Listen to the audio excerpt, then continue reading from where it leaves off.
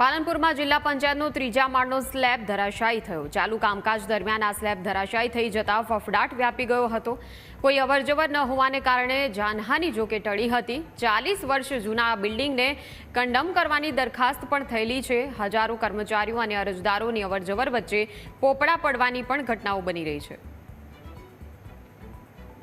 જિલ્લા પંચાયત કચેરીની ત્રીજા માળેથી સ્લેબ તૂટવાની જે ઘટના છે તે સામે આવી છે। અગાઉ પણ પાલનપુરનું જિલ્લા પંચાયત છે તે આગળ પોપડા કરવાની અથવા સ્લેબ તૂટવાની જે ઘટના છે તે બની ચૂકી છે। એટલે કહી શકાય કે જિલ્લા પંચાયતના ચાલુ કામકાજ દરમિયાન સ્લેબ ધરાશાયી થતા અત્યારે તો ફફડાટ વ્યાપી ગયો છે। જોકે કોઈની અવરજવર ન હોવાને કારણે અત્યારે તો મોટી એક જાનહાનિ છે તે ટળી છે। જોકે આ સ્લેબ ત્રીજા માળે જ લોબીમાં પડી રહેતા મોટી જાનહાનિ અત્યારે તો ટળી છે। એટલે કહી શકાય કે જિલ્લા પંચાયતનું આ બિલ્ડિંગ છે તે 40 વર્ષ અગાઉ જૂનું છે।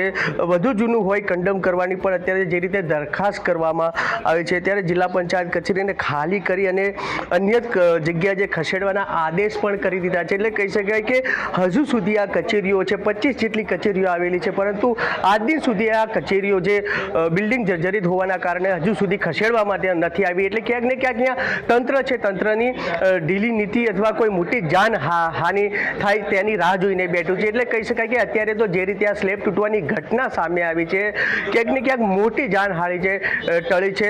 હજુ પણ તંત્ર દ્વારા જો આ કચેરીઓ છે અન્ય જગ્યાએ અન્ય સ્થળે ખસેડવામાં આવે તો કોઈ મોટી ઘટના ના બને તેવું અત્યારે તો અરજદારો અથવા કર્મચારીઓમાં પણ મોટો ફફડાટ વ્યાપી ગયો છે।